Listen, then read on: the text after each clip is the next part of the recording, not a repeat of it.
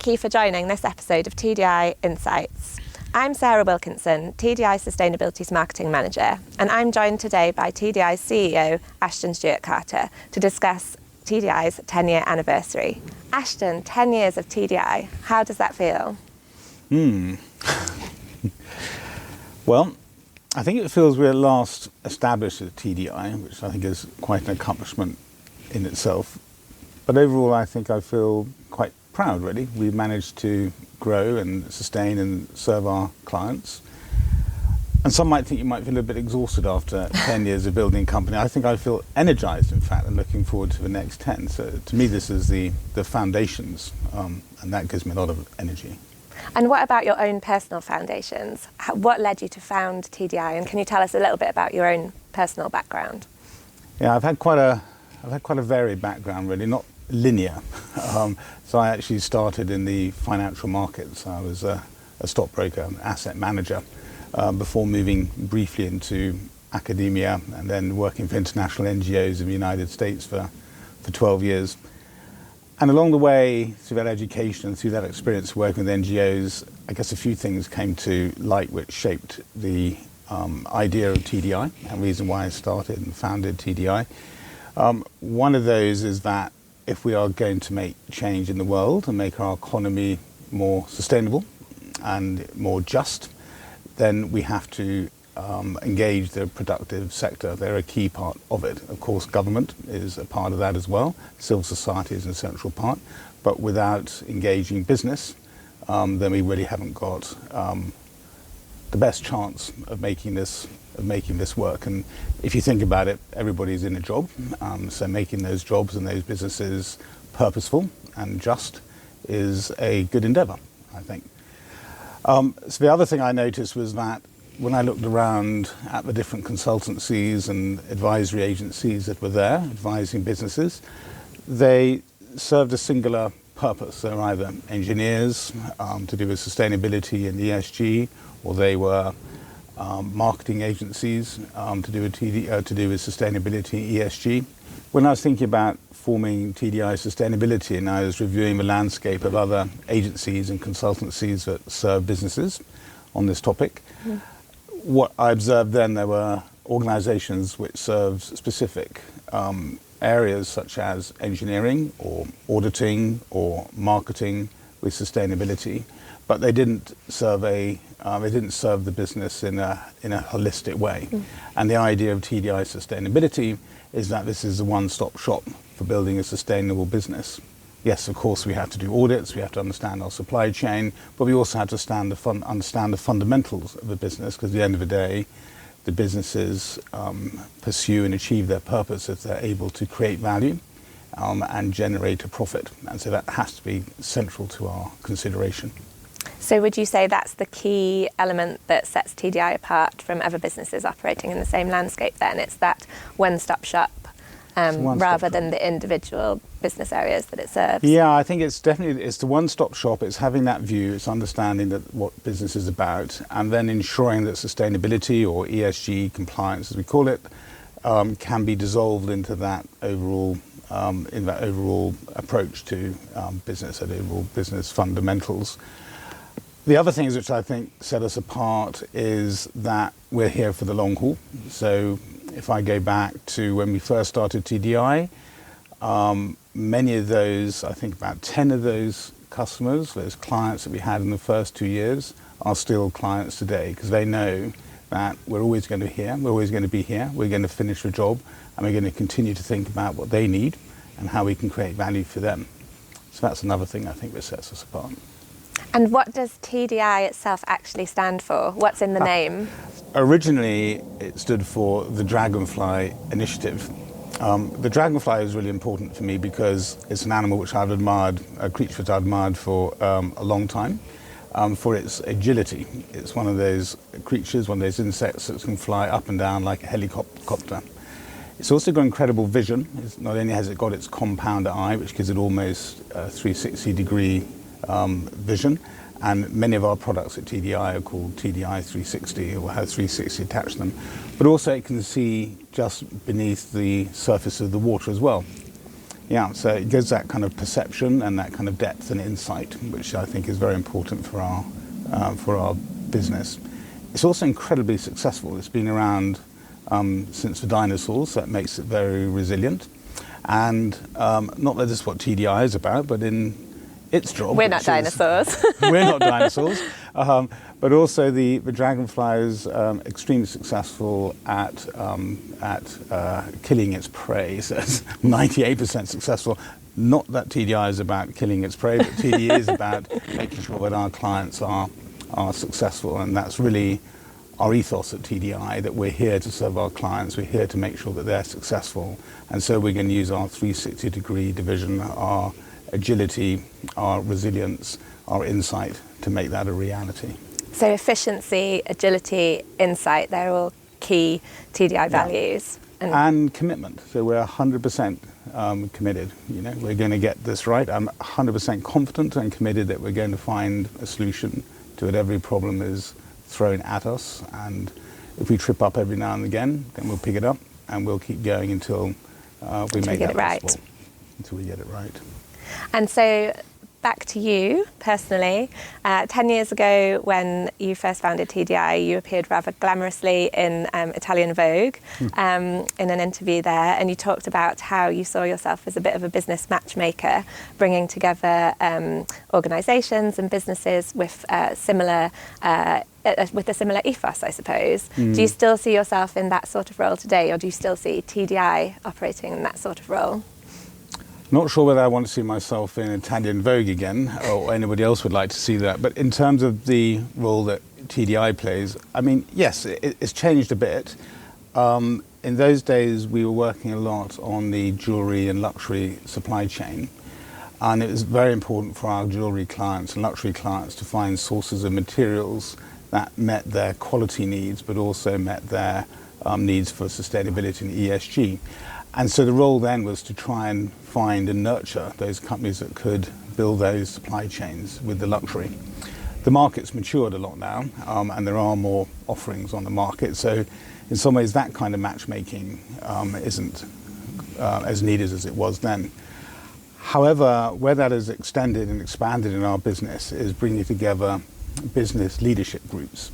So we're very strong believers in that if we're going to bring about systemic change, and systems change is what it is all about, that can't be done alone by individual companies or individual government agencies or even individual NGOs. We have to do that together.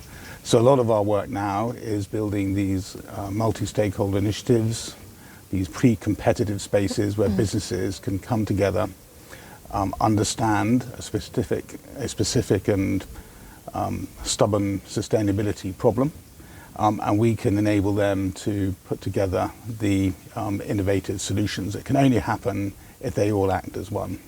So that certainly is something that I see as a role of TDI, and my role in particular.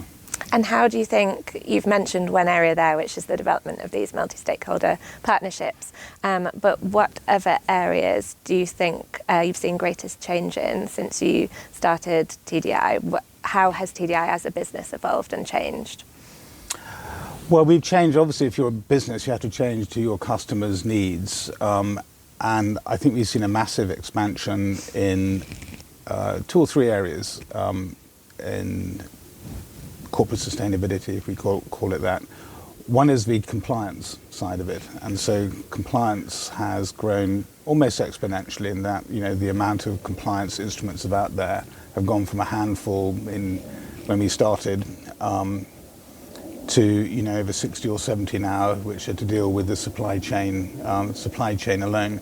So that presents a huge challenge for companies from all fronts, going back to the idea of TDI as a rounded and integrated consultancy. We have to look at all aspects of business. So it presents a problem in the actual compliance, meeting those requirements. It's a problem for companies in terms of supplier and counterparty engagement. How do you actually reach out? It's one in terms of capacity, because we can put as many standards and expectations out there in the world as we can, but if people haven't got the capacity or don't know about these, they're never going to meet them in the first place. And it's also one about reputation, which is your department, of course, Sarah, but how do we communicate that these companies are in fact meeting and going beyond. So compliances and regulations, that is one area which has changed, and our job there is to make it as simple as possible for companies to meet those compliance expectations, but also look to the other side and have impact. And that's another big change I've seen as well, is that companies realise that to demonstrate their value for society, their expectations aren't just to meet checklists and rules and regulations, but actually demonstrating they're creating value for communities on the ground. So at TDI, we talk about having suits in the boardroom, which is the compliance side, to having boots on the ground, which is the impact side. And so we are seeing an increase in our business in actually delivering community benefits, solving environmental problems in farms, in mines, in infrastructure, in the countries where many of the materials, products are sourced by our customers in Europe, North America. So would you say that's another area that really sets TDI apart then, that impact on the ground and the ability to help companies achieve actual meaningful impact on the ground? Yeah, I think that's absolutely right. We have always set out to have impact on the ground, and this goes back to the idea that TDI doesn't just do compliance or doesn't just do boardrooms. We actually have to have impact on the ground.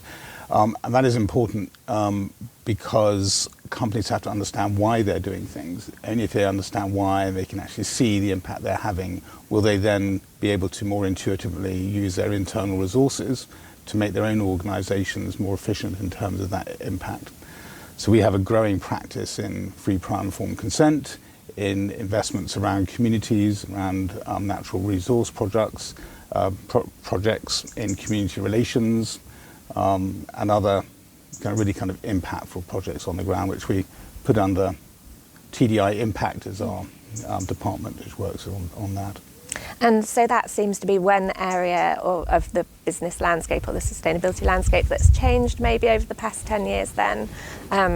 What other areas do you think you've seen greatest change in over that period in terms of the actual landscape that TDI is operating in?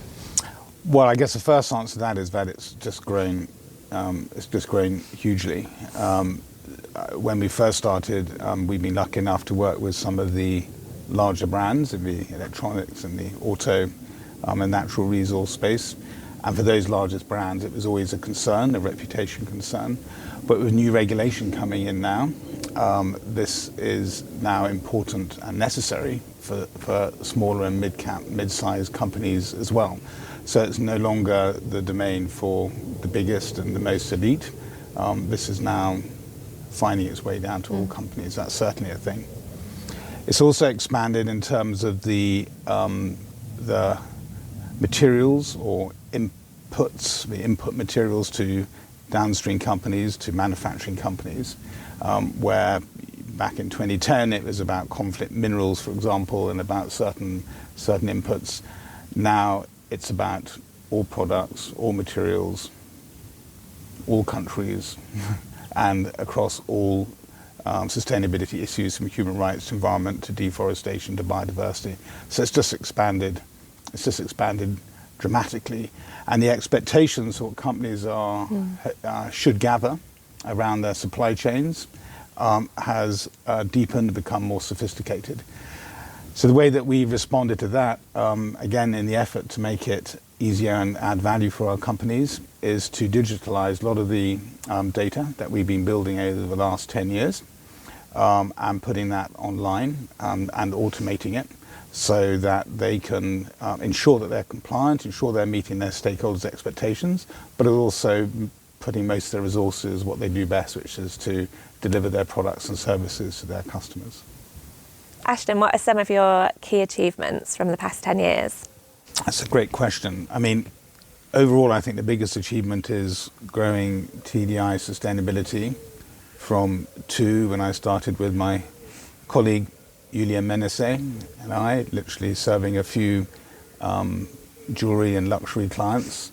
And now we're about 35 in TDI sustainability, which I think is an achievement, and it's great. It feels good to provide a purposeful job for 35 people. Along the way as well, we also launched and founded the Impact Facility for Sustainable Mining Communities, which is now grown to about 20 people and operating in several countries in East and Central Africa. I think that's a real kind of standout moment, and there's many standout moments from the Impact Facility as well, when we founded the Fair Cobalt Alliance and attracted those companies such as Tesla and Google and the Fair Phone, which is one of our longest standing clients, who are also the kind of co-founders of the Fair Cobalt Alliance, and some of the biggest mining companies in the world, to address a problem on the ground, which is the health and safety of artisanal mining communities in the Democratic Republic of the Congo. I think that's absolutely a standout moment. I'm very proud too of the work we have done with the Colour Gemstone Working Group, which is a collection of top brands who we've been working with for almost the same time as TDi Sustainability has been around, and to help those companies really understand what are the both the positive and negative aspects to do with Colour Gemstone supply chain, and then come together in a very competitive industry. We see those companies coming together to actually take collective action to make it easier for responsible sourcing and supply of Colour Gemstones. I think that's a standout moment. And from that, we have a number of other what we call industry leadership groups. Just recently, we formed the Circularity in Primary Pharmaceutical Packaging Alliance, quite a tongue twister, so that's why we abbreviate it to SIPA. And that again is some of the biggest pharmaceutical companies coming together to address climate change and waste in their pharmaceutical packaging. If I have to pick one project that has perhaps catalyzed most change, or the most change, and I think perhaps has led to other things within TDi. It's a project we did with Drive Sustainability and Responsible Mineral Initiative, which is called Material Change.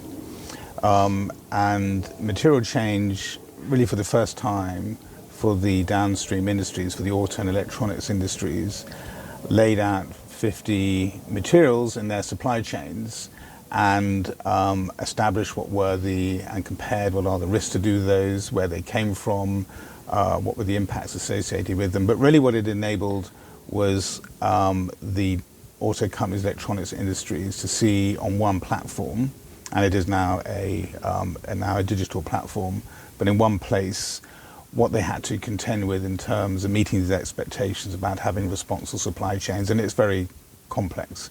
So what we managed to do, I think, was turn something which is very complex into something which is manageable, where you can actually start to take action. And we recently repeated that, or done an extension of that study through Material Change for Renewables, where we looked specifically at the solar and wind industries as well, and the input minerals into that. So I think that has been really kind of quite fundamental, not just for TDi as a business, but also for many in the industry. We're still getting calls today from some of the big European auto companies who ask about the methodology behind Material Change, which is really published in 2018, 2019, so that's 5 years ago. So it's been particularly durable. And so thinking about material change for renewables, how do you think the green energy transition will continue to shape TDi's work going forwards?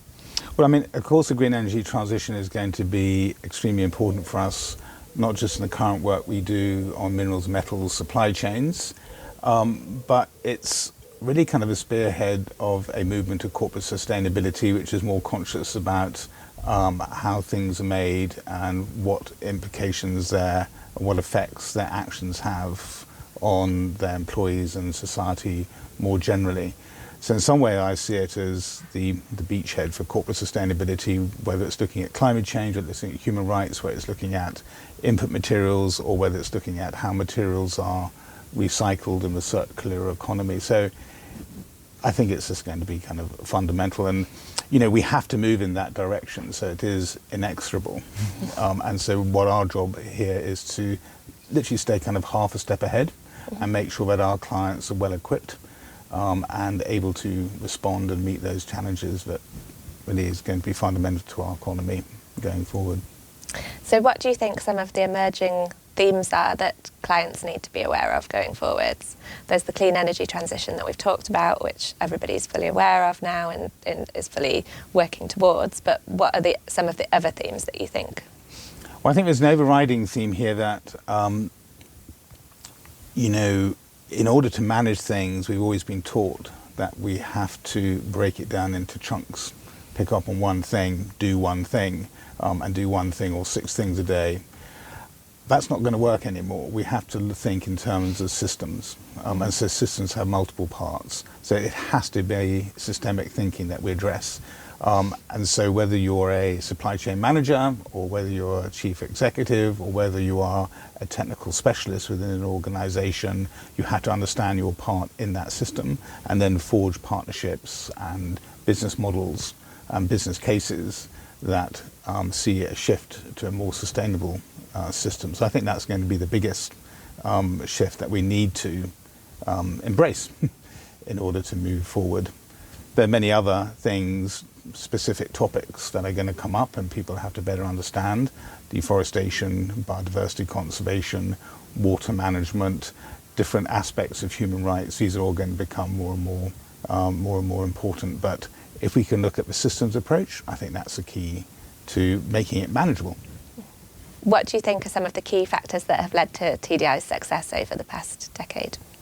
Well, we're a consultancy, which means our core product is our people. There's no way that you can explain it. We have to have people who are able to think for our clients, understand where our clients are and what they are trying to achieve, to have the vision to see what they can achieve, and then have the pragmatism and the skills to take our clients one step at a time to realize that vision. So for sure, it is the people always, and that's who we must nurture and ensure that they are fulfilled. And what about standard setting? TDi's been... Standards, yeah. So we've had a number of firsts. I always think TDi is a little bit of an innovator, and so having these firsts I think is important. So some of the firsts we have are we help to conceptualize, design, write and establish the copper mark, which is a voluntary standard for responsible copper production. And when we thought about that, we thought, no, this should be a multi-metal mark, and this should count for all the base metals. And now, just last year, they launched the zinc mark, the molybdenum mark, and the nickel mark. So there we have a really tremendous organisation which came through putting our heads together with the industry and figuring out something which is going to work for the industry and be credible and make a change. Another first which I'm very proud of is the Solar Stewardship Initiative, which we started with Solar Power Europe and with Solar Energy UK, and this is another tremendous organisation, evidence of the industry getting together to solve a common problem, which in this case was the forced labour in China and other environmental and social governance issues associated with the polysilicon and the other elements which go into solar power units and modules. So that's another one. More recently, we've launched the lead battery 360. So lead batteries are a crucial part of mobility and also kind of backup energy sources in many parts of the world, but they've been rather forgotten about because everyone's got very excited about lithium-ion batteries and EVs. But lead batteries are going to be around for many years. And in fact, they've been grown in their production and consumption, as EVs haven't had such a big take-up as people imagined. So we feel at TDi that it's an obligation that even if a product is in its sunset years, that we still need to make sure that the people affected by its manufacture and the production of its parts are also taken care of, and that they aren't exposed to any of the risks or forgotten about. So the LB60 is another great initiative which has been in the making for about the last 4 or 5 years, and that will be launched formally at the end of 2024. Yeah. And are there any other projects that are in the pipeline that you'd like to tell people about that are up and coming for TDI? So TDi Digital is an area that we've been focusing on, or we are focusing on now, with quite some intensity, and we've been building over the last 18 months. So over the next quarter, we'll be releasing our integrated platform, which includes both the ability to identify some of the ESG impacts and risks, some of those ESG topics, learn about those topics, incorporate those into your decision making, but also tools for identifying the appropriate regulations and the standards that can demonstrate that you're actually mitigating those. And then bringing those together into integrated tools, which can include the loading in of your suppliers and assessing whether they are associated with such risks and how to mitigate it as well. So that's actually a pretty exciting venture. Again, where we feel that we stand apart from many of our competitors in this field is that we haven't focused just on one aspect of this, but we focus on how do we incorporate this into a systemic approach to corporate sustainability and ESG compliance management. So the idea is that over the next 2 years, this will be the one-stop shop, the one-stop digital shop for managing, identifying and managing your ESG risks and advancing your corporate sustainability ambition. So you've talked a bit there about your aspirations for TDI Digital. What are your aspirations for TDI sustainability as a whole over the next 10 years? The next 10 years? Goodness. Well, I think it's tempting to say that we'll grow and we'll grow and we'll grow. But at TDI, I think we've always focused on stature rather than size. So what we really want to be doing is identifying those core areas for work where we can add the most value. So of course that'll mean taking on more clients and growing our team, but I think it's really about deepening our expertise in some of these core areas, and focusing on how we're going to actually transform the economy through collective action, through better kind of tools, again on the digital platform, through more efficient ways to do auditing. We have a TDI audit, so that's our audit practice, and what we know from regulations is that the expectations for doing due diligence on your supply chains, on your partners, on your products is going to grow and grow and grow, but this is only going to incur greater costs, and we as an innovator should be looking for ways that we can make that more efficient and more effective, rather than just trying to grow the number of audits that we do. And then, pushing into and pushing on our TDI impact. At the end of the day, the staff at TDI are here because they want to feel that they are making a difference in people's lives, and so we have to join those dots and show how there is a straight line between our actions and improved conditions for people and their families. And so do you have a message for the TDI team then, in terms of the celebration of the 10 years that have passed? Well, I think probably a message I deliver every week at our team meetings is that I'm extremely grateful and surprised sometimes how hardworking everybody is and how loyal they are to this mission. So keep the faith. We'll keep in management. We'll continue to try and find ways that you can express your talents and learn new skills and kind of fulfill your purpose. But we're on the right path here, and I hope at least some of you will stick with us for the next 10 years. Thank you, Assheton, and thank you for talking to us today. It's been great to talk about TDI's achievements over the past 10 years, and I'm looking forward to seeing what we can all achieve together over the next 10 years.